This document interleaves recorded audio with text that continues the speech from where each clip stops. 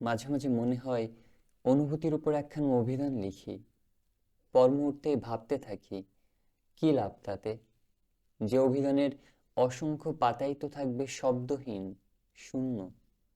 পাঠক সহসা এটাকে একটা অর্থহীন বই ভাববে, যাতে কোনো শব্দ নেই, বাক্য নেই।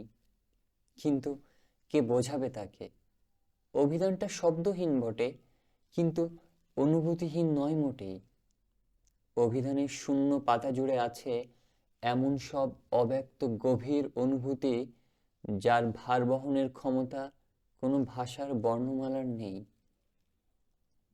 কিচ্ছুটি ভালো না লাগার একদিনে সকালের রোদ গায়ে মেখে লেকের উদ্দেশ্যে হাঁটতে লাগলাম।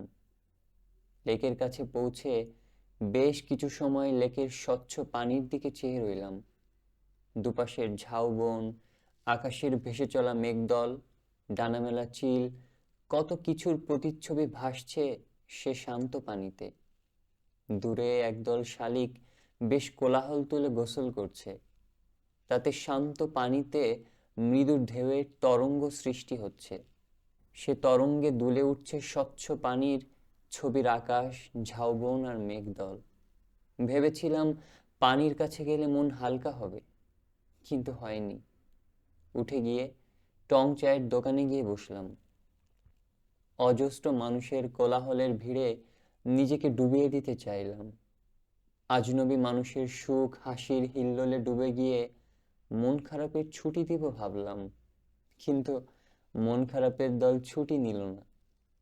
লাইব্রেরিতে গিয়ে ভালো লাগার আশায় পুরনো কাব্যের তামাটে পাতা উল্টালাম। এক কাপ চা হাতে কাগজ কলম নিয়ে লিখতে বসলাম। নিউজ পেপারের কর্নারটায় খবরের পাতাগুলো উল্টে পাল্টে দেখলাম। এত কিছু শেষে একরাশ বিরক্তি নিয়ে সন্ধ্যায় ঘরে ফিরে এলাম।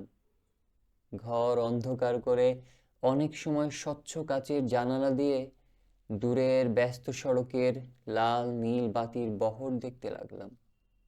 রাত কিছুটা গাঢ় হলে পরিচিত জোনাকি সে ঘরময় ছুটোছুটি করতে লাগলো।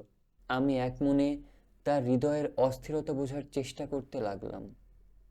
ঘুমোতে যাওয়ার আগে নীল ডায়েরির পাতা খুলে শুধু একটি বাক্যই লিখলাম, আজ ভীষণ মন খারাপ। কিন্তু শুধুই কি মন খারাপ? গোটা দিন যে আমার পার্থিব পৃথিবীর সব প্রিয় উপাদানগুলো অসহ্য লাগলো, কিছুতেই যে মন বসলো না বড়।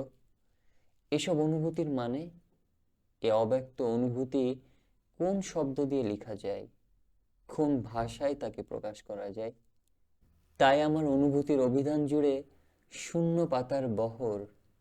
পৃথিবীর সব মানুষ যে পাতার দিকে চাইলে দেখবে অর্থহীন খালি পাতা, অথচ আমি তো দেখি অজস্র শব্দের বর্ণিল অনুভূতির বোবা মিছিল।